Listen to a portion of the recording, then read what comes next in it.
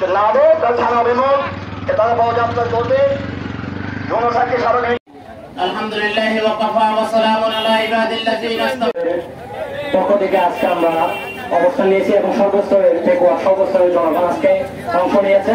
আপনারা ইতিমধ্যে জানেন গত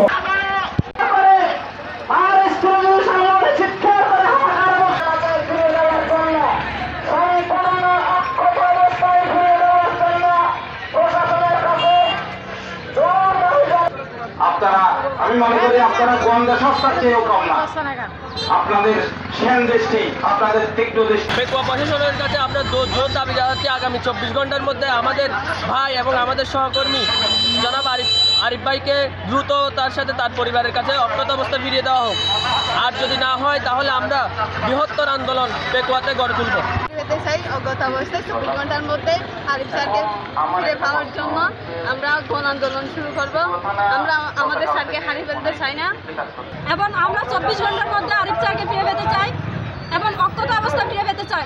আর কোনো শিক্ষক যেন অপহরিত না হয়, আমরা সেই দাবিতে এই পেকুয়া চৌমনিতে এসে দাঁড়িয়ে আছি আরিফ স্যারের মুক্তির জন্য।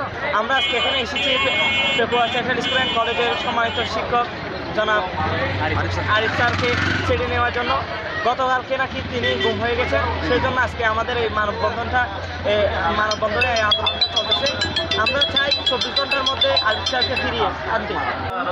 আমি দীপ্তকণ্ঠে ঘোষণা করছি, আমি পেকুয়া আইডিয়াল উচ্চ বিদ্যালয়ের একজন শিক্ষক।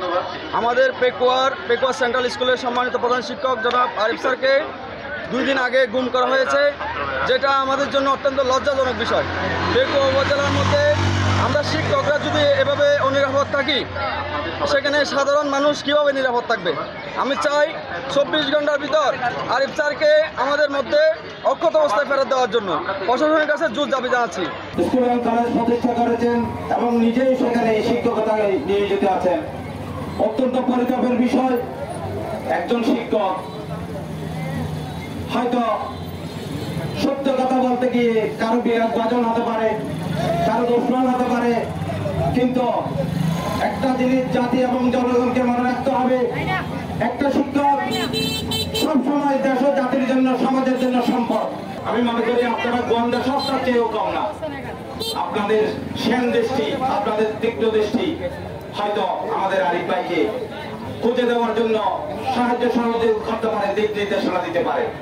গত শনিবার রাত 9টায় পেকুয়া চৌমনি থেকে ওনাকে অপহরণ করা হয়েছে এবং ওনার পরিবারের কাছে ওনার নাম্বার থেকেই ফোন করে প্রথম ধাপে 25 লাখ টাকা, এরপর 35 টাকা এবং সময় বাড়ার সঙ্গে সঙ্গে টাকা দাবির পরিমাণও বাড়িয়ে তারা সর্বশেষ 40 লাখ টাকা দাবি করেছে এবং না হলে মৃত্যুর হুমকিও দিয়েছে তারা।